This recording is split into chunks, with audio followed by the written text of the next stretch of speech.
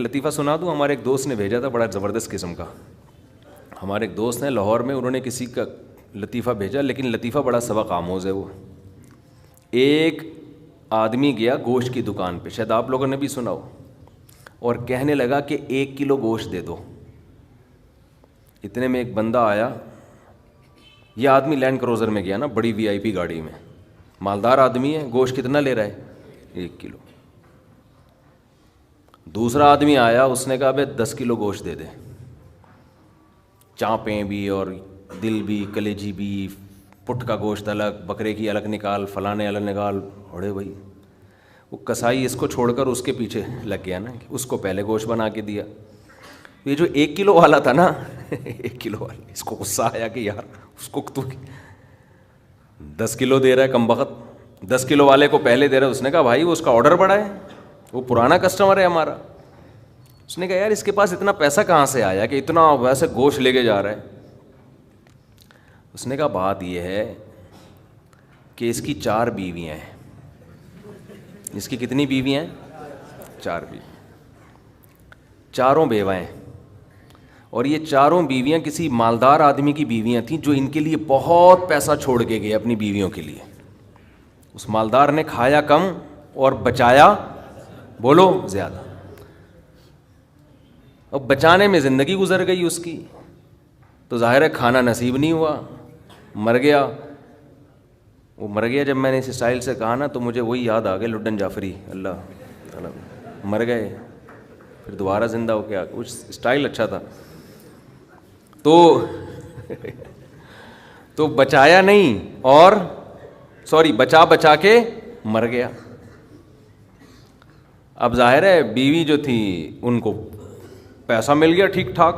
اب ان کے پاس پیسہ ہے, بندہ مارکیٹ سے شارٹ ہے. عورت کو ظاہر ہے پیسے کے ساتھ شوہر بھی تو چاہیے نا, اس میں بھی ڈیزائرز ہیں, اس کو بھی ضرورت ہے میاں کی. تو یہ غریب کا جذبہ تھا 4 شادیاں کرنے کا نا, تو یہ کرتا چلا گیا. پرانے والے کا سارا پیسہ کس کے پاس آ گیا؟ اب یہ بیوی کے خرچے پہ کھا رہا ہے, یہ بچا نہیں رہا. ظاہر ہے عورت کا پیسہ ہے, تو یہ دوسرے کے پیسے پر ان کی بیویوں سے شادی بھی کی ہوئی ہے, اور اس دوسرے کے پیسے پر کھا بھی رہا ہے. اس لیے یہ 10 کلو گوشت لے کے جاتا ہے. سمجھ رہے ہو؟ اس نے فوراً کہا میرے لیے بھی 10 کلو بنا دے, میں نہیں چاہتا میرے مرنے کے بعد میرا ہوا بچا پیسہ کوئی اور بے غیرت استعمال کرے.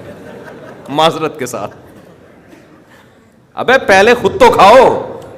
اس وقت جو تمہاری حاضر سروس بیوی ہے, بولو تم جب تک میری بیوی ہو تو کھاؤ, ٹھیک ہے نا, تم بھی کھاؤ میں بھی کھاؤں گا.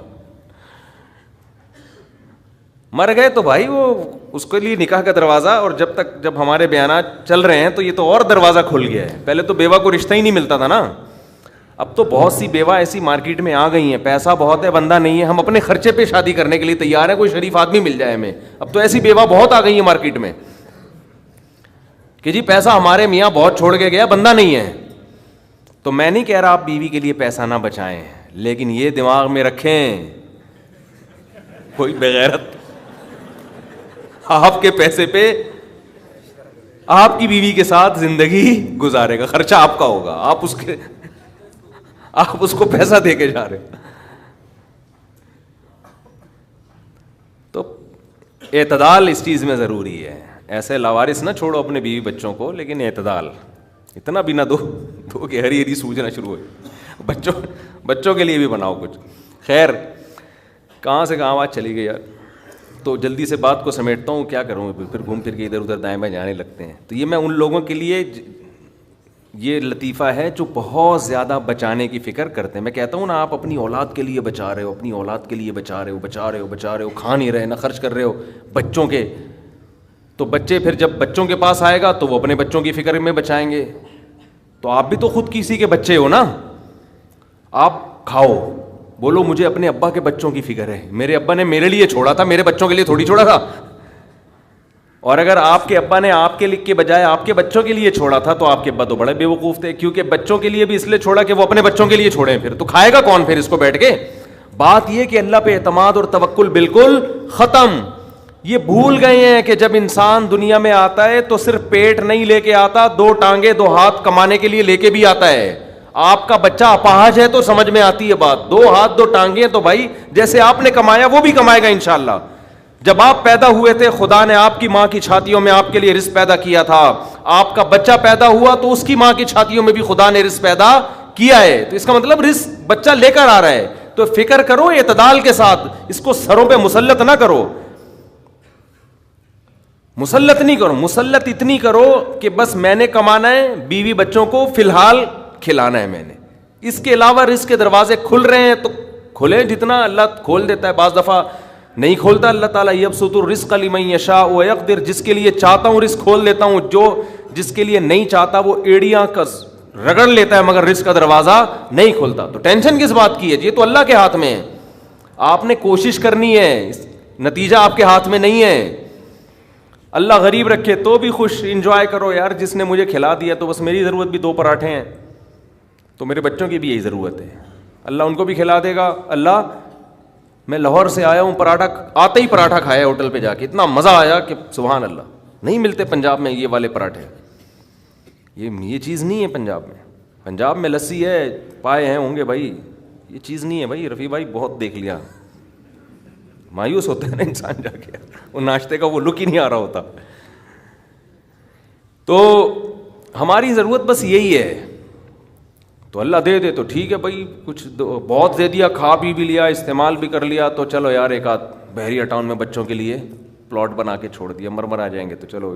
اس سے زیادہ tension tension tension tension tension آخرت کی ہے. ہمارے ایک دوست نے پراپرٹی لی, اس کے ساتھ ہی قبرستان بھی ہے, تو بار بار وہاں کھڑے ہو کے بول رہے ہیں کہ یار دیکھو, میں ان سے کہہ رہا تھا, ان کو ڈرا رہا تھا.